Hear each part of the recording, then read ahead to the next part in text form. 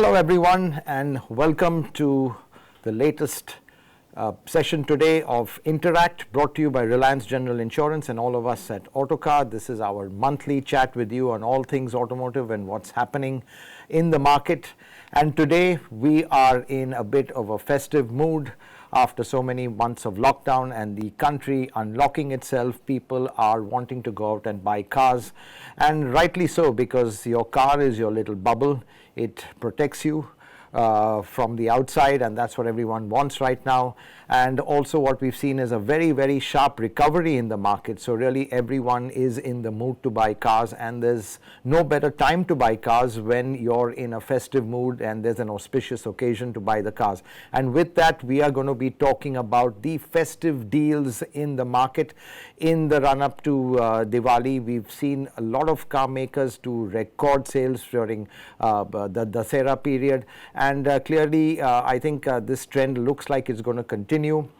But while we do have some great deals going right now, one word not of caution, but one needs to know that the deals aren't as good as they were last year. In fact, talking to some of the dealers, they're about last year was 25% better. You were getting better deals last year. So what's really happening? Well, what's happening is that the supply side of the market isn't as strong as it was earlier. There's still some supply disruptions. Car manufacturers, their vendors, their suppliers have had some disruptions. So they've not been able to supply the parts at the rate that they've wanted, and there's been a bit of a bottleneck over there. So with supply restricted, obviously there's no glut in the market, there's no surplus of stock, and quite naturally the discounts are going to be kept a bit under control. But having said that, this is always a time when the goodies are thrown out, everyone's in the mood to go to showrooms, and there are quite a few deals yet to be had. You have to really bargain hard, haggle hard, and you can find some great offers. So what I'm going to do is also just give you a rundown of what all is available. I mean, let's look at the hatchbacks. A good deal to have is on the Hyundai i20. Now this is the current generation, which is about to get phased out, but you can get 75,000, maybe even more, going up to a lakh for the last bit of stock. Still a very good car, but remember that you've got the new version coming out very soon. Polo also about 70,000 off. You've got cars like the Celerio, which is 60,000 off. Hyundai Grand i10, 60,000 off. So even on the small budget cars, you've got some good deals. Obviously the deals get better when you go higher up. And looking at the SUVs, on something like the Mahindra Alturas, you've got something up to 3 lakhs off, so that's pretty good. The Kia Carnival, it really didn't take off as one expected, so Kia is trying to get rid of some of the stock, so that you've got around 2.5 lakhs off on the Carnival. Compass also 2 lakhs off. You've got a facelift coming, so they want to get rid of the older model. And even the Duster, the Renault Duster, one of our favorite cars, which has come with a turbo petrol, that's already got a couple of discounts on it, and you can get up to a lakh off on that. Honda Civic, a car which was pricey when it was launched, and the market did realize that. A little bit of correction, and you can get over 2.5 lakhs off on the Civic as well. Yaris 60,000 off, Ciaz over about 60,000, and it goes on and on. Obviously at the higher end you'll get a lot more, especially with the luxury cars. So I think it's fair to say that this is the time to shop around for deals. Clearly this is the time when, as I said, dealers, manufacturers are really throwing in goodies, throwing in deals, discount to take advantage of the festive season. But the question is, if the deals aren't as good as they were last year, is this the right time to buy, or should you wait? And that's the first question I've got from our readers, our viewers.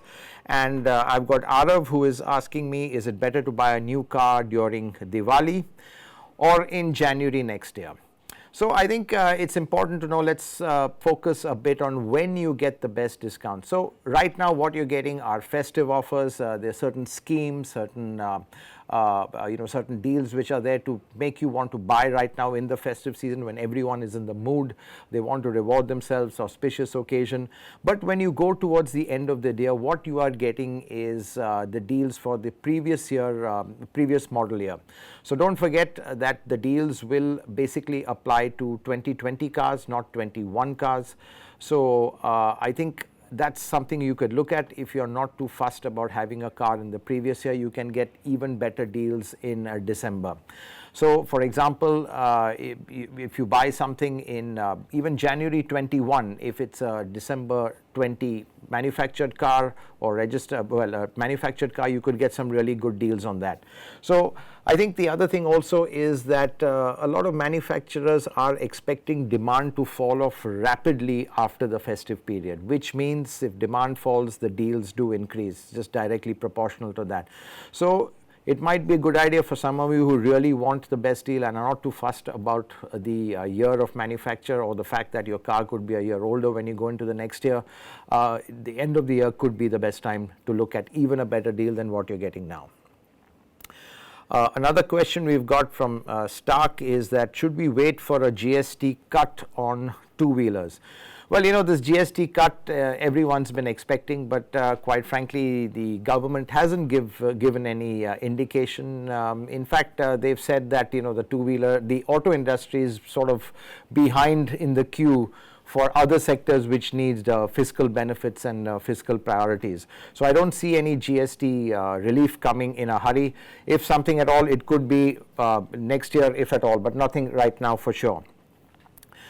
Nilesh has got a question, isn't the dealer the king in 2020 with shortage in stock, no offers and long waiting periods? Yeah, exactly, that is the case. I think right now it's a good position for dealers because they have very, very little stock. In fact, this situation kind of is a continuation what happened with BS4 to BS6. Manufacturers just exhausted all their BS4 stocks as much as possible, and when BS6 came, you had the lockdown, so supply was a constraint. So dealers really don't have an oversupply, or they don't have a glut of vehicles, which is good for them. They are not desperate to offload their stock with good deals.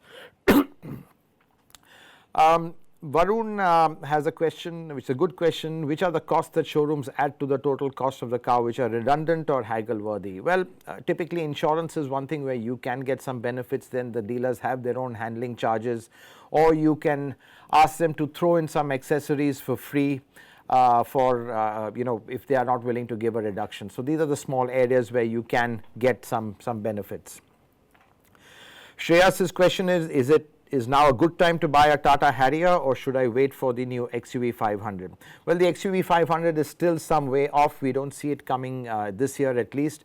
And having said that, the Tata Harrier actually is a really good product right now, especially in BS6 guys. It's got a 170 horsepower engine, more power, panoramic sunroof, and more important, it's got the automatic, the long-awaited automatic. So really, the Tata Harrier is really come of age. It's really a very good product, and the good thing is you do get deals on it, about 65,000 off on a Harrier right now. So it is, in that sense, a good time to buy. Pankaj is asking a question, which segments will we see the best, sorry, that's Puneet, which segments will we see the best discounts in this festive season? Frankly, it's across the board. It's not so much segment driven, it's always on which models are fast moving and not fast moving. So certainly certain popular models like the Kia Sonet, for example, very few deals on it. And I think when we see the new Hyundai i20 get launched in the market, they're going to be there's going to be no offers on that at all. So it's all to do with how popular a car is, quite frankly, and the supply situation of the manufacturer. Because some vehicles, like even something like a Maruti Ertiga, long waiting list on it because it's really in demand and the manufacturer can't make enough of them. So Pankaj is asking, should I wait for the facelifted Toyota Fortuner or go for the Ford Endeavour? Well, I think the new Ford Endeavour is a really good product. It's improved in many ways. The only thing is the 2-liter engine isn't as punchy as the Fortuner's engine. And so if you want power, it might be worthwhile going in for the Fortuner, but overall the Ford Endeavour, even in its current guise, is a better vehicle. Of course, with the facelift, the Fortuner is expected to be much better in terms of, we've seen the pictures, the styling is slightly upgraded, interiors are slightly upgraded, but I think the Ford Endeavour, for what you're getting, is really good value. Rishi's question is a Kia Sonet IMT a good choice for someone living in Himachal Pradesh? Well, to be honest, I think IMTs work better in stop-start traffic where you don't have to constantly use the clutch. I mean, it would work well in Himachal Pradesh. One assumes you're going to be driving in hilly conditions, but you're not going to be absolutely stuck in traffic. So, but you don't get to the Sonet, the IMT version, or you don't get a full manual version with the turbo GDI. So if that's the engine you want, then the IMT is okay. But quite frankly, the benefit of an IMT more is in stop-start traffic where you don't have to constantly keep depressing the clutch. Kaviraj's question is, won't there be a higher discount on a luxury bought during the festive season? Sorry, I haven't got that right. Yeah, so will there be a higher discount on a luxury car bought towards the end of the year than on the festive season? Yes, very possible. Again, as I said, if someone has got a lot of 2020 stock and it's not moved, then there is a chance that there will be a discount, because typically manufacturers want to get of their year-end stocks as fast as possible, and that's when the discounts start rising. But again, having said that, the whole supply chain this year has been disrupted, so manufacturers haven't been able to produce cars in those numbers. So again, the level of discounts overall is going to be much lower than what it was last year. Lots of questions on the IMT, and we've got Manikam asking, is an IMT worth upgrading to for a new driver, and does it bring fuel efficiency benefits compared to a CVT? Well, I think quite frankly, if you're going to be driving in town, a CVT is much more practical, much more convenient, it's much smoother, you don't have to shift gears at all. Yes, theoretically the IMT is more efficient because fundamentally it's a manual gearbox, or it's a regular gearbox, you just don't have to press the clutch. So in terms of efficiency, it is better than a CVT where there are more transmission losses. But I think overall a CVT in stop-start traffic, in city driving, is a lot more convenient. Siddharth's question is, he's looking at considering the new Mahindra Thar. Again, I don't see, this is another vehicle I doubt there are no discounts on at all, because really it's in hot demand. So Thar is another vehicle I don't think you can expect a deal on. But Siddharth's question is, should he be buying one for daily city driving? Should he consider the Thar? Well, the Thar is completely a different animal from the earlier model, and in automatic guise, it is a very practical car and very easy car for daily city driving if you're driving it yourself. But frankly, it's not the car to buy if you're only going to be driving it in the city, because in that sense it makes more sense to buy, well, a regular car or even a soft-roader. The Thar is the one to buy that if you do drive it daily in the city, at least on the weekends, you explore its full potential, its off-road potential, and its ability to go anywhere. So clearly I think the Thar is one to consider. Yes, it is very practical as a daily driver, but you're buying that car not to be driving it in the city, you're buying it to take into the outdoors. Zain's got a question, is it worth paying more and picking up a Hyundai Creta over a Verna? I think, well, it really depends on what you're looking for, because SUVs typically they have their uses. People buy SUVs for the practicality, for their high stance, their good ground clearance. And a Verna, it's a sedan. Again, it has its advantages. If you're going to be driving yourself, if you're going to be driving mainly in the city, it's generally an easier car to drive. But I think overall the Creta offers a lot more than the Verna. So I think if you have, your budget allows you, I would go for the Creta. We've got another question where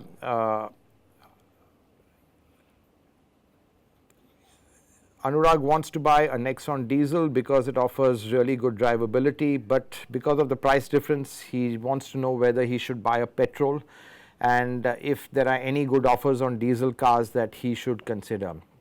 Well, the new BS6 Nexon Diesel is really good, and I think it's worth considering. In fact, we prefer the Nexon Diesel over the petrol because Tata really have to get their diesel engines right. And I think there are some offers. I think Tata has what they call a gradual step-up scheme, which starts with a low EMI and then gradually increases. And they've got a flexi drive scheme also, which is quite friendly on the pocket. So I think there are a lot of options there looking for anyone looking at a Nexon. Divij is looking for a fun-to-drive car, and his choice is between an Octavia RS or a used 530D. Clearly, the Octavia RS is a much more fun-to-drive car. I know a lot of people say that BMWs being rear-wheel drive are more fun, but that's more theoretical because a rear-wheel drive you can enjoy when you start sliding the tail out and use the rear-wheel drive to kind of adjust the steering, which you really need a lot of skill and an open road to do.